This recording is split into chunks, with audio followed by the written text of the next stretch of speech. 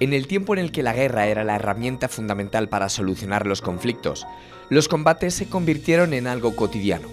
Hasta tal punto llegó esa normalización, que los duelos se convirtieron en el deporte rey.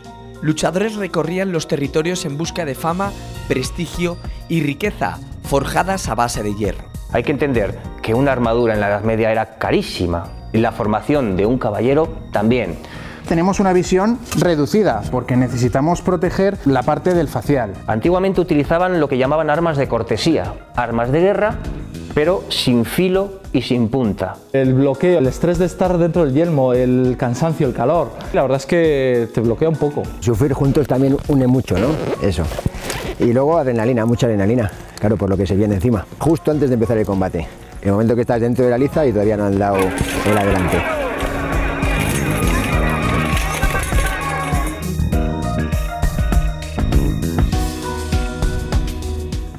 Las casas de la localidad salmantina de Monsagro tienen en sus fachadas extrañas piedras que llaman la atención. Misteriosos trazos cuyo origen se remonta a hace millones de años y que pudieron ser hechos por unos seres que desaparecieron de la tierra sin dejar herederos. En principio la gente mayor, que fue la que anduvo con ellos, pensaban que eran raíces de árboles, que es lo que más se asemeja.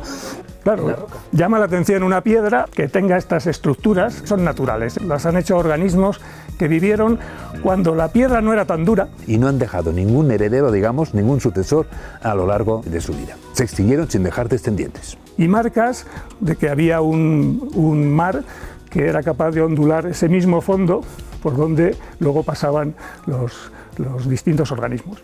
Ha dejado la huella, pero el otro organismo no lo tenemos, pero somos capaces de interpretarlo. Porque la marca que está dejando aquí, al desplazarse, es precisamente una cruciana.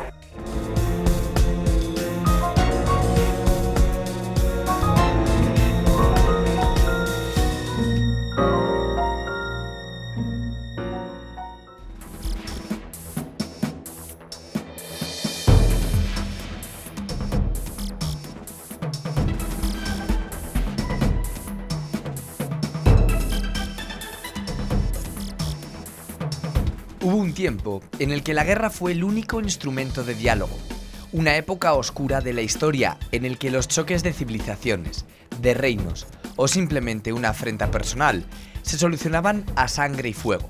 La guerra y la muerte formaban parte de un convulso día a día. Los caballeros más diestros en la lucha eran las estrellas de aquel mundo que en los albores del siglo XI encontró en la guerra no solo una fórmula de solución. La guerra era una necesidad, pero también una diversión en aquella Europa medieval. Había nacido el deporte rey, los combates. Juan Carlos, ¿qué es el combate medieval o qué era el combate medieval? El combate medieval era una actividad que desarrollaban los caballeros en la Edad Media, principalmente en la plena Edad Media y Baja Edad Media, casi hasta el Renacimiento, hasta la Edad Moderna, que utilizaban para su formación de combate. Para estar formados militarmente, ellos requerían de mucho entrenamiento, de mucho aprendizaje de tácticas, técnicas. Todo esto ellos lo hacían mediante los torneos de a pie. Son actividades, en principio lúdicas y recreativas, que ellos desarrollaban en diferentes lugares, podemos decir a modo de encuentros deportivos. Tenían sus seguidores, eran de una ciudad concreta, tenían sus fans, les seguían en los diferentes torneos. Es decir, que cuando no había guerra, jugaban a la guerra. Exactamente. Prácticamente lo hacían, ya digo, como un deporte. Realmente la concepción es de un deporte. ¿Quiénes participaban en este tipo de combates? Principalmente eran caballeros. Eran también nobles porque eran los que más tenían acceso a todo esto. Hay que entender que una armadura en la Edad Media era carísima y la formación de un caballero también. En Castilla se producía un hecho singular con respecto al resto de Europa, y es que aquí existía la caballería villana. Una persona naciendo villana, naciendo en la clase baja, podía llegar a caballero por mérito propio, por mérito de guerra o porque en su villa apostaban por él y le adquirían la armadura y el caballo, los pertrechos necesarios para poder ser caballero, y luego tenía que entrar en las mesnadas reales. Toda una cultura en torno a estos combates. Claro, es un culto quizás a la guerra también, ¿eh? Hay que entender que la Edad Media era una época muy convulsa, hay mucho conflicto. Y entonces la sociedad estaba acorde con esta tendencia bélica. En la sociedad prácticamente todo el mundo tenía alguna formación militar. ¿Y estas exhibiciones eran tan habituales como nosotros creemos? Eran habituales cuando no había conflicto. Si había conflicto, todos los recursos se dedicaban al conflicto bélico que hubiese en curso. Mientras no hubiese ese conflicto, es cuando organizaban los diferentes eventos, los diferentes torneos de a pie, en una villa, en un fasto, en una celebración, en una conmemoración. ¿Y había campeones? Claro. Había campeones, el triunfo de un caballero podía derivar en quedarse con los pertrechos del perdedor, por supuesto habría premios en metálico y sobre todo, la honra. Es decir, que era no algo casual, sino algo perfectamente organizado. Claro, sí, tenían su reglamento, de hecho es un reglamento que coincide mucho con el reglamento que actualmente tenemos en combate medieval. Es decir, que los combates medievales desaparecieron, pero se han vuelto a recuperar. Esa es la cuestión. Los combates medievales en Occidente prácticamente todas las artes marciales, es decir, todas las artes de la guerra, desaparecieron. No así en Oriente, que todos conocemos un montón de artes marciales orientales. Pero en Occidente no, estas artes han desaparecido porque quizás al ser punta y motor de la evolución tanto bélica como social a nivel global, todo esto se fue quedando atrás. Lo que estamos haciendo ahora es recuperar, mediante el combate medieval, una de esas artes marciales medievales.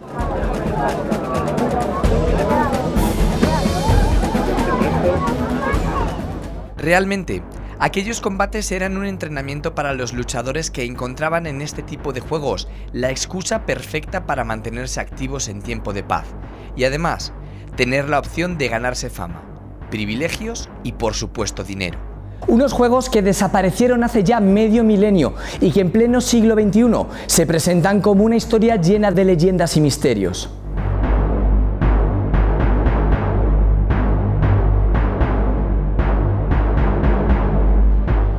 ¿Qué se sabe de aquellos combates que desaparecieron? Se saben bastantes cosas, pero sí que es verdad que hemos tenido que desarrollar dentro del combate medieval, no solamente aquí en España y no solamente yo, sino mucha más gente en Europa y en Rusia, que es donde renace este deporte, se ha tenido que investigar mucho para saber cómo era esto.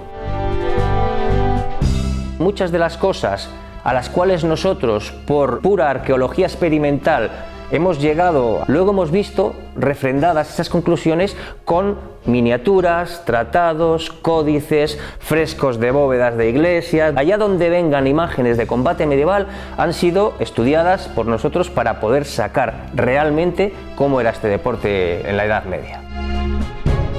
¿Qué es lo que se sabe entonces? Se sabe que había dos tipos de eventos de lucha en la Edad Media, los torneos de a pie y las justas. Los torneos de a pie son aquellos encuentros que los caballeros desarrollaban para estar técnica y físicamente en condiciones de batalla, cuando no tenían conflicto. Luego están las justas. Las justas de a caballo, justa viene de justicia. Justar es un acto de justicia. En el momento en que dos señores, dos caballeros, tenían un conflicto judicial, quien fuese el que mandara en el territorio no quería dirimirse por uno de ellos, lo que hacía era fágase un juicio de Dios, es decir, que se enfrenten en una justa de a caballo, que rompan las lanzas y que a partir de ahí Dios determine quién tiene la razón.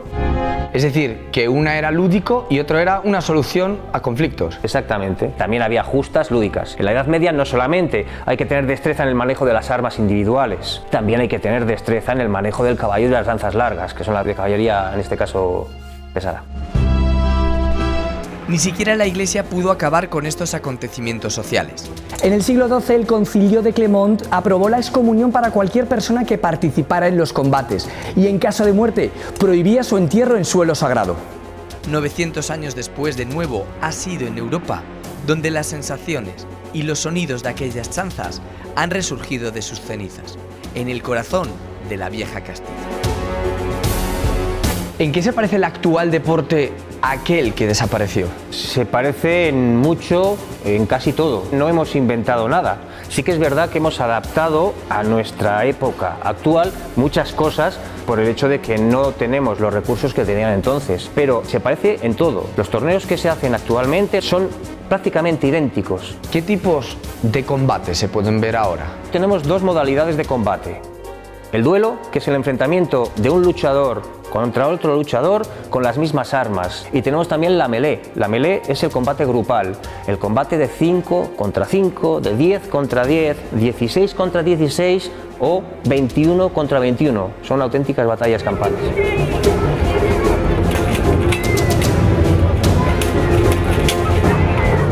¿Es complicado conseguir que el espíritu de aquella Edad Media se reconstruya en el siglo XXI? Los que tenemos este deporte como afición y algunos como más que una afición, lo principal que aprendemos es una serie de valores éticos, filosofía del arte marcial que nos corresponde. Esa base tiene que estar en todo luchador de combate medieval. Aquí es el código caballeresco, aquí el valor, la lealtad y el honor son valores principales dentro del combate medieval. No es un deporte en el que cualquiera quepa. Tienes que ser una persona templada, una persona que sepas qué es lo que vas a hacer, porque se van a manejar armas, se van a manejar técnicas de combate y tienes que estar muy bien amueblado psicológicamente para poder desarrollar todo esto con los valores que se requiere para ello. ¿Sería igual que los caballeros de aquella época? Más o menos. Entre los luchadores hay una hermandad especial. Dentro de la liza, ese caballero es mi rival, pero fuera de la liza es mi hermano.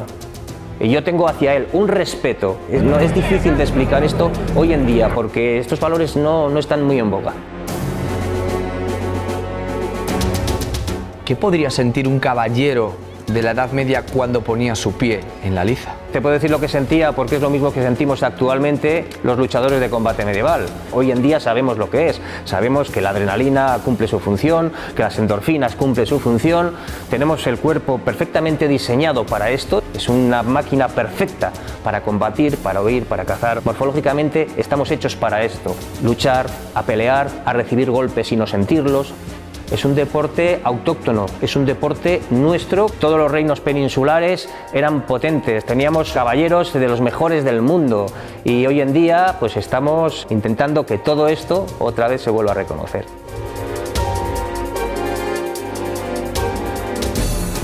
Los combates medievales llegaron hasta el siglo XV convertidos en una suerte de obra de teatro, cuyo acto principal era simular una lucha. Simulaciones que en muchas ocasiones no se diferenciaban de la realidad, a pesar de que con el tiempo, y para evitar la lesión cuando no muerte de un buen caballero, se creó un código que ha sobrevivido hasta nuestros días. ¿Valía y vale todo en los combates? No, hay un reglamento muy estricto y para eso están los marshals, para hacerlo cumplir, y antiguamente tampoco valía todo. Antiguamente utilizaban lo que llamaban armas de cortesía, armas de guerra, pero sin filo y sin punta. Actualmente hacemos exactamente lo mismo, porque hay ciertas acciones que pudieran ser muy lesivas para el luchador. Esas acciones son las que están prohibidas por reglamento, por ejemplo las estocadas. Solamente se estocaba si se quería de verdad matar a alguien. Tampoco las espadas están configuradas para estocar. Una espada medieval se coge así. Y esto es lesivo para la muñeca. Una espada para estocar se coge de esta manera. ¿Hay alguna parte del cuerpo que no se pueda golpear? Hay partes que no están protegidas por la armadura, que no se pueden golpear, por ejemplo, las corvas. Y luego hay otras partes que, por ser especialmente sensibles, tampoco se pueden golpear, como por ejemplo la base del cráneo. Los combates medievales, lo que se intenta es saber quién es más diestro en el uso de las armas, no ganar por derrotar. Hay que ganar con destreza y con honor. En los duelos es más importante la destreza, porque lo que hay que hacer es contactar con tu arma con el cuerpo del contrario. En las melés puntúa el derribo. ¿Qué armas nos podemos encontrar actualmente? Para el duelo, una de las modalidades es el enfrentamiento con espada de una mano, espadas de mano y media que no son puras, se puede manejar con una mano o incluso con dos, y después espadas que se manejan necesariamente con las dos manos, man doble. Los mandobles son espadas de mano doble. Para duelos, espada y escudo. Tenemos espada larga. Es una espada más o menos de unos 120 centímetros de longitud, con la hoja de unos 90 centímetros, que se coge con las dos manos. También se puede coger con una sola mano, por eso también se llama espada de mano y media. Luego tenemos también alabarda. La alabarda es un arma de asta. Es un arma que lleva una hoja también sin filo ni punta. Originalmente en artes de guerra tendría filo y punta, con un mango de madera largo para poder asestar golpes a distancia. Y después tenemos también otra modalidad de duelo, que es la de espada y broquel. Espada de una mano y este escudito redondo, pequeño, que requiere también de una técnica concreta de combate. Hay que saber jugar con esas armas, requiere mucha destreza. Claro, cada modalidad de duelo tiene su propia técnica, tiene su propio entrenamiento y sí que es verdad que en duelo hay que controlar mucho la técnica, hay que ser muy técnico. El rey Arturo, los caballeros de la mesa redonda, Excalibur, el mundo caballeresco ha estado rodeado siempre de un halo de misticismo. ¿Eran realmente superhombres de la época? ¿Suponía un gran esfuerzo ser caballero? Los miembros del Club Bojur Castilla de Burgos son los herederos de aquellos caballeros. Son quienes mejor conocen los rigores de la batalla. Casto, ¿qué se siente cuando se va a un mundial de combate medieval? Bueno, es un poco una mezcla, ¿no?, de emociones. Por una parte es fraternidad con tu propio equipo porque nos juntamos gente de toda España. Sufrir juntos también une mucho, ¿no? Eso.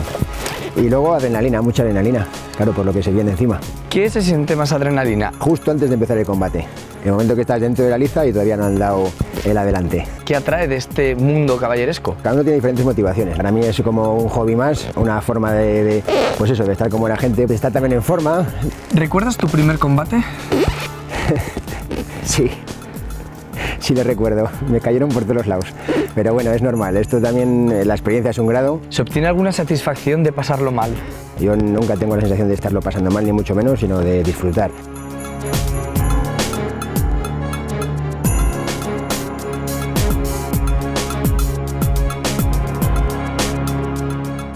¿Qué te supuso tu primera participación en un Battle of Nations? La verdad es que es una experiencia bastante impactante en cuanto a primera experiencia, porque realmente fue mi primera experiencia y mi estreno como un evento tan importante como es el Battle of the Nations.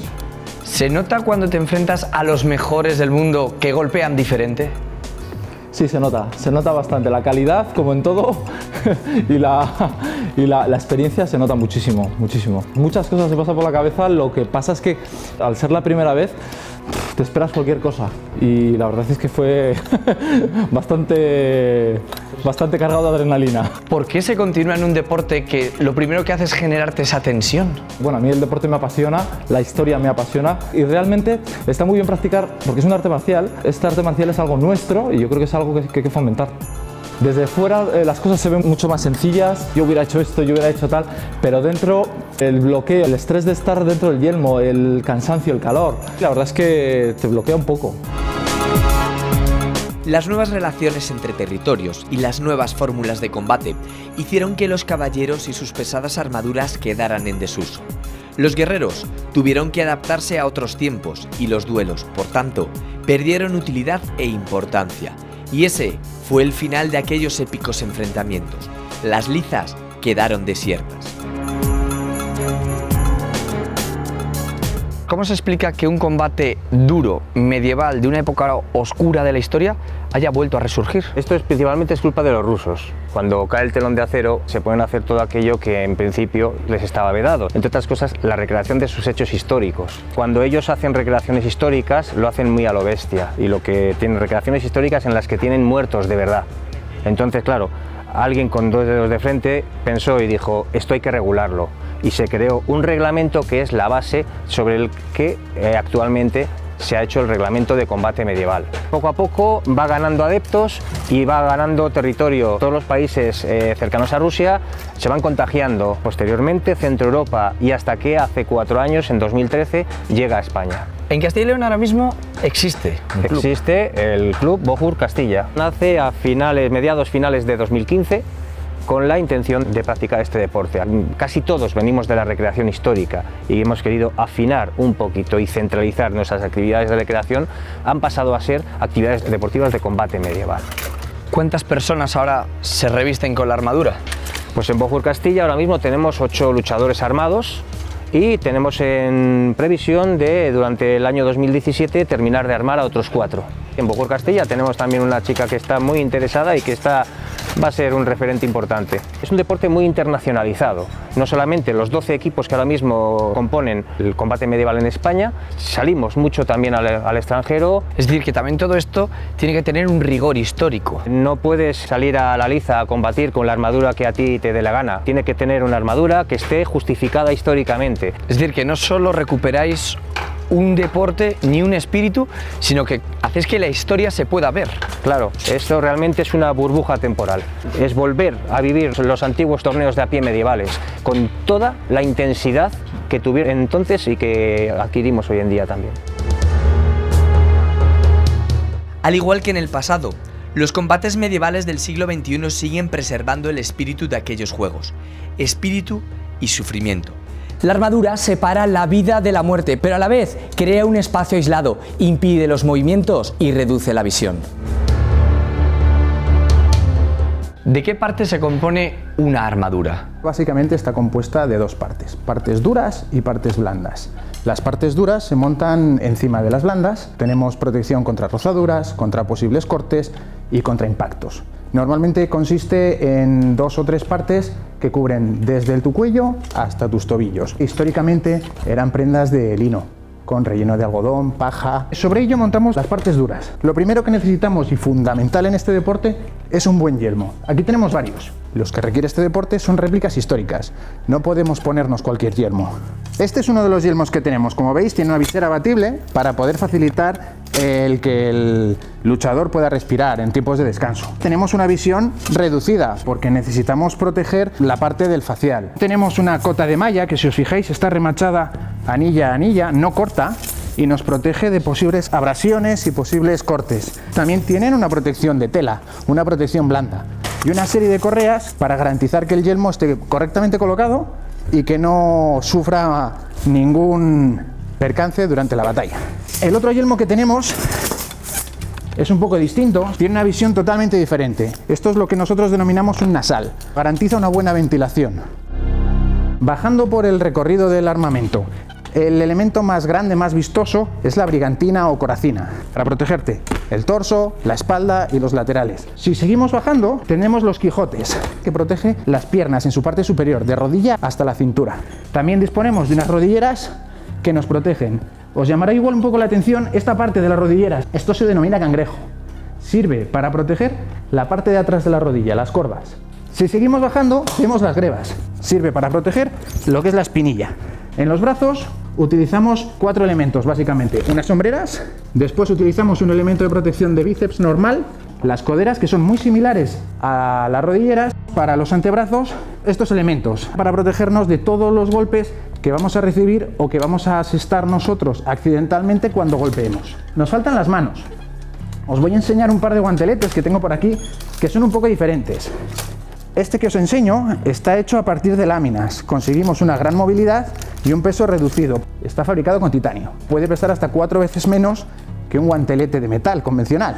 No nos dan el mismo nivel de protección. El más ligero se utiliza para duelos, que son menos contundentes y menos potencialmente peligrosos. En cambio, para melees se utilizan ya guanteletes convencionales, históricos y de materiales históricos.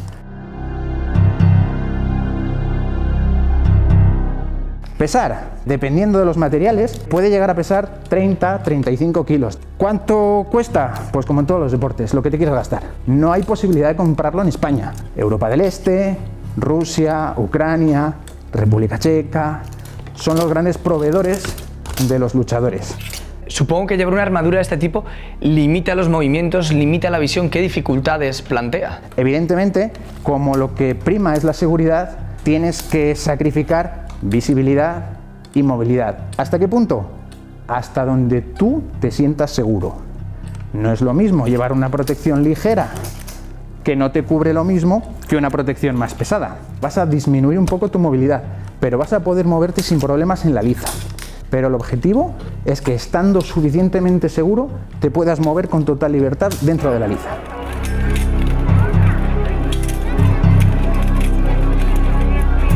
Un calor asfixiante, un peso que deja sin aliento, la mirada fija en los ojos del rival, el yelmo ocultando el miedo y la armadura protegiendo un corazón que late desbocado.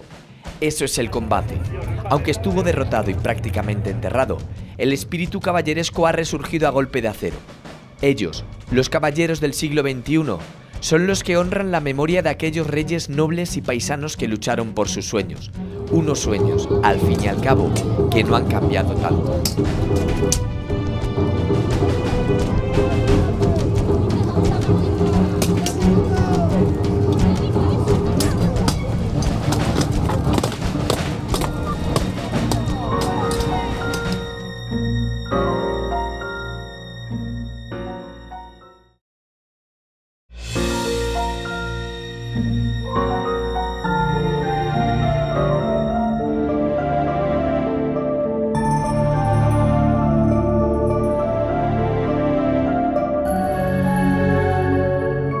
La mítica Peña de Francia ha sido desde tiempos ancestrales la guardiana de un territorio, donde la historia y los relatos legendarios han crecido a la sombra de un lugar que hasta hace poco tiempo vivió aislado y en el que profetisas, vírgenes y esquilas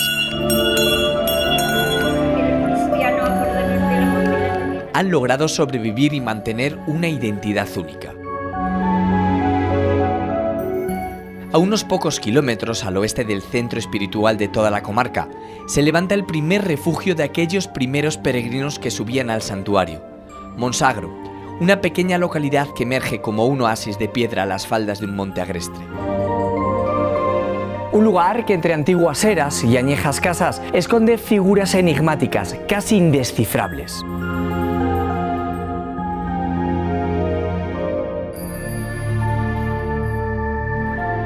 Agustín, ¿dónde se encuentra Monsagro? Monsagro se encuentra al suroeste de la provincia de Salamanca, pertenecemos al partido de Ciudad Rodrigo, muy cerquita de las Urdes, que están ahí al lado, y en el entorno del Parque Natural de las Batuecas, y la Peña de Francia, que la tenéis allí al fondo, como podéis ver. Viven sobre unas 70-80 personas, la gente ya suele ser mayor, poca gente joven, que nos dedicamos a la carnicería, algunos, yo soy carpintero, y bueno, pues aquí estamos, vivimos aquí porque nos gusta. ¿Qué atractivos tiene Monsagro?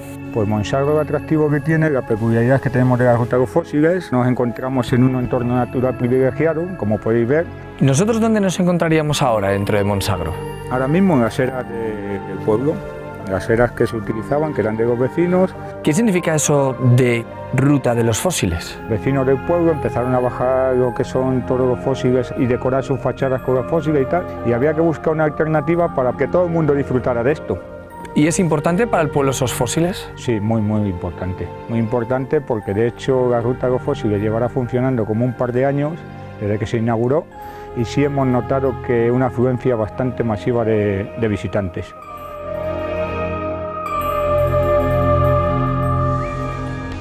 Aparentemente, Monsagro cumple con los cánones de arquitectura popular rural de la zona: casas de poca altura, calles, iglesia, fuente. Aunque entre los bloques de piedra y contundentes sillares hay algunos que no parecen encajar o que llaman la atención por no parecer naturales. En su superficie hay trazas que algo o alguien dejó.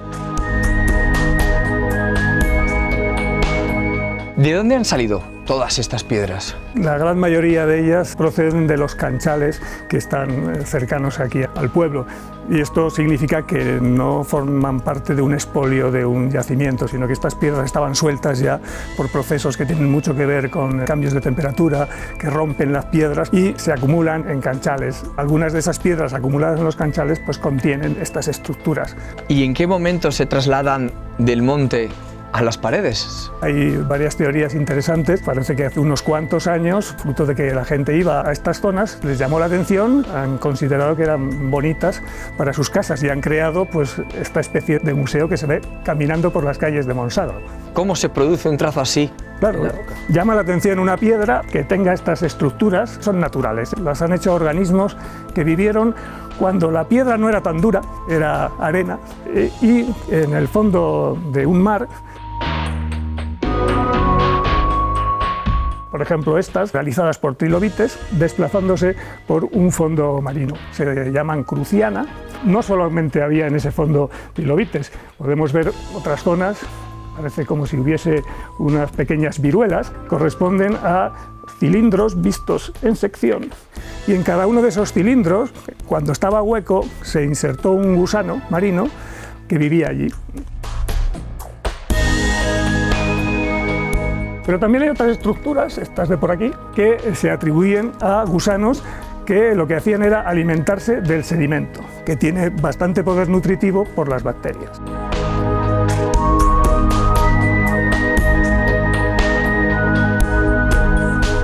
Y también, por ejemplo, esto que hay aquí, que son unas marcas con unas ligeras ondulaciones, los geólogos las hemos conservado con el nombre inglés de ripples. Son las marcas que deja el agua al moverse en ambientes marinos. Un fluido es capaz de organizar la arena formando estas pequeñas marcas. Estas están ahí desde hace 480 millones de años.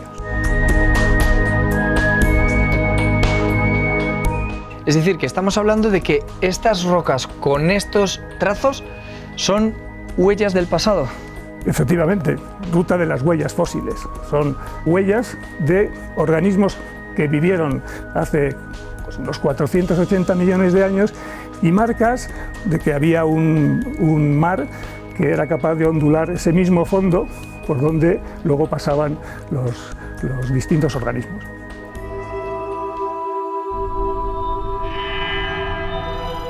Trilobites.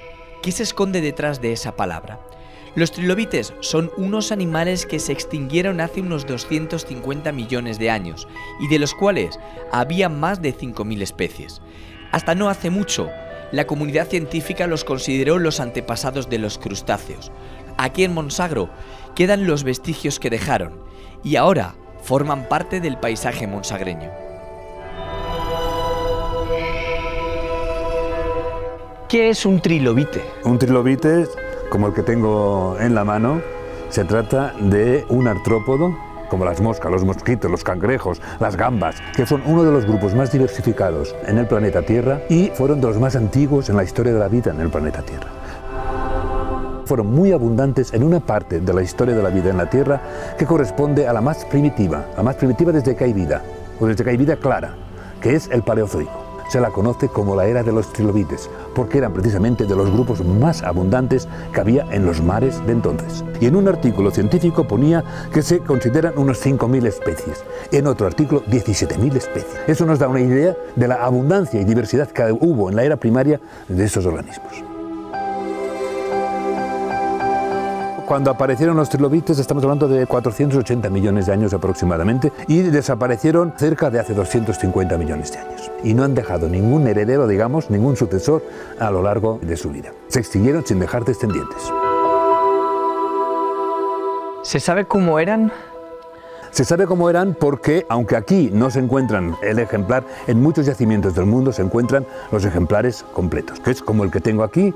Se llaman trilobites porque tienen el cuerpo dividido longitudinalmente en 3 zonas, una central y 2 laterales, pues formando 3 lóbulos.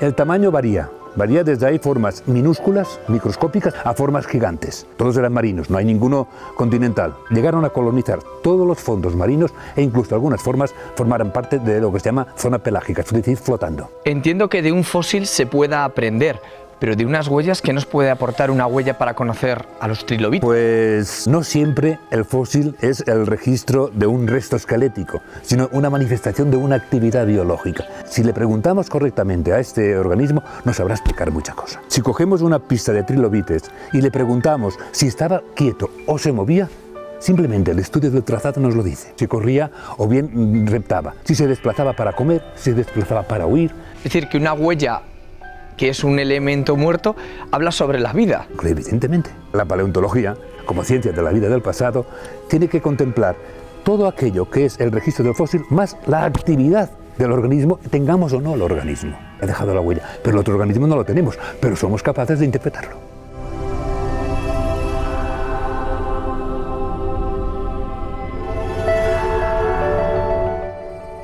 Fósiles marinos. ¿Cómo se explica que hayan acabado aquí? Monsagro se encuentra a cientos de kilómetros del mar y además la Peña de Francia se eleva a más de 1.700 metros de altura. La respuesta podría estar en esos cientos de millones de años que tienen estos ignofósiles de Monsagro. Saber y comprender cómo era este lugar puede ser la clave. ¿Cómo se explica la presencia de animales marinos fosilizados lejos del actual mar? ¿Cómo sabemos que estos eran animales marinos? Hay también algunas marcas que nos indican que era ambiente marino, como los ripples, estas ondas que se producen en ambiente marino. Y sobre todo los fósiles que contienen, solo vivieron en ambientes marinos. Estos gusanos, estos trilobites, eran exclusivamente marinos. Es decir, que aquí había un mar. Sí, efectivamente, un mar y además bastante frío por la posición en el hemisferio sur que gozaba esta zona. Ahora estamos en ambiente continental en otro hemisferio, ¿no? ¿Y los fósiles cómo se formaron entonces? Tengo aquí un trilobites en el fondo del mar crucianeando, porque la marca que está dejando aquí al desplazarse es precisamente una cruciana. Esta estructura se ha tapado con sedimentos, lo tapamos, esto se ha apretado, se ha compactado y al final se ha roto y nos da el molde, la marca de lo que es la cruciana, que es lo que casi siempre encontramos. ¿Y el trilobite dónde está? Es una de las paradojas de la ignología. En general, los procesos que favorecen la preservación de las pistas son los mismos que fastidian la preservación de determinados organismos, sobre todo de los calcáreos. Y también es mucho más fácil que se conserve el negativo que el positivo.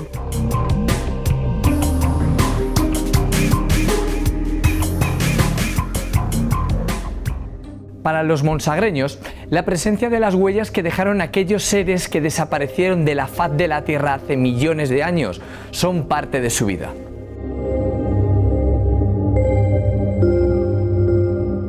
Huellas que actualmente son el símbolo de la localidad y un reclamo para parte de la comunidad científica, pero hasta no hace mucho tiempo cumplían únicamente una función decorativa. ¿Qué se pensaba en Monsagro que eran estas huellas? En principio la gente mayor, que fue la que anduvo con ellos, pensaban que eran raíces de árboles, que es lo que más se asemeja. Realmente, hasta que no han venido los expertos y nos lo han explicado, se pensaban que eran raíces de árboles. Esto se empezó en los años 60 del siglo pasado, claro. Cuando desaparece el cabrero profesional, de los que había 4 o 5, todos los vecinos del pueblo que tenían cabras tenían que ir al monte con ellas. Eso hizo que todos los vecinos patearan la sierra y se dieran cuenta de la cantidad de piedras guapas que se decía, se fueron trayendo hacia el pueblo y colocando en las fachadas. Aquí había una concesión que te dejaban traer piedra gratis para hacer tus casas, pues empezaron a traer, además de la piedra para la pared, los fósiles para poner en la fachada. Y están caídas en lo que llamamos aquí pedrizas, piedras sueltas que estaban desgranadas. Pensar que este pueblo está considerado el mayor museo de fósiles al aire libre. Que se nos conozca ya como el pueblo de los fósiles es todo un orgullo y económicamente pues nos va a venir bien cuando esto se dé a conocer más y tengamos la visita pues de gente que venga a vernos. De hecho hay una ruta urbana de los fósiles que se creó en el 2015 con un convenio entre la universidad, ayuntamiento y la propia diputación que creó los paneles y está viniendo muchísima gente. ¿Veis vuestro pueblo ahora diferente a como lo veíais antes de saber lo que era esto? Toda la gente ahora cuando se hace una casa, digamos, o se renueva una casa, todo el que tiene fósiles los incluye, o sea que constantemente la propia ruta se está revitalizando. También dentro de las casas, sobre todo en chimeneas, pues si alguien se lo pide, pues los monsagreños dejarían muy orgullosos porque miran sus chimeneas también.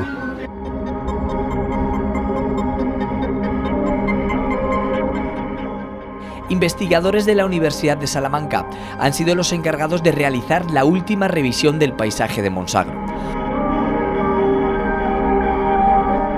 Los trazos que durante mucho tiempo fueron protagonistas de leyendas o creencias populares se convirtieron en huellas fósiles. ¿Cómo es posible interpretar una roca? Lo que tenemos aquí delante es como si hubiésemos cogido el fondo del mar, lo hubiésemos arrancado y ahora ya estamos viendo por la parte de abajo. Vemos una cantidad de estructuras que Ángel nos va a explicar y después ya interpretaremos. Fósiles, en cuanto a restos, no se ven, pero sí unas cuantas marcas originadas por trilobites que se llaman crucianas. Parece que son trilobites de la misma especie porque las crucianas que han dejado son todas de tamaño muy similar. ¿Había comida? Claro, porque hay mucho movimiento. Pero también vemos otras pequeñas marcas que parecen como la viruela, que se llama escolitos, galerías verticales que hacen gusanos que se meten en su interior. Hay unas estructuras por aquí que recuerdan no al desplazamiento de trilobites, sino a etapas en las que ha estado descansando. ¿Cómo se llaman estas estructuras? Rusoficus. Se llama Rusoficus, estas que estoy ahora señalando. Aquí hemos visto, con este trocito, un reflejo de lo que era un mar de hace más de 480 millones de años. Es simplemente cerrar los ojos, imaginarse los trilobites yendo por el fondo, los gusanos viviendo y estos de aquí reptando y de vez en cuando descansando. Es muy interesante que se haya puesto en valor. Tenemos que agradecer a las autoridades que son capaces de hacer inversión y favorecer este tipo de conocimiento. También la universidad participa porque tiene su aportación científica. Claro, esa es la obligación de todos los científicos, conectar con la sociedad, explicarles en palabras sencillas qué es lo que significa, y realmente aquí en Monsagro pues es un punto bastante singular en ese sentido. ¿Quién les iba a decir a los trilobites de entonces que 480 millones de años después alguien iba a ver las marcas de sus, entre comillas, pisadas en esta piedra, por ejemplo?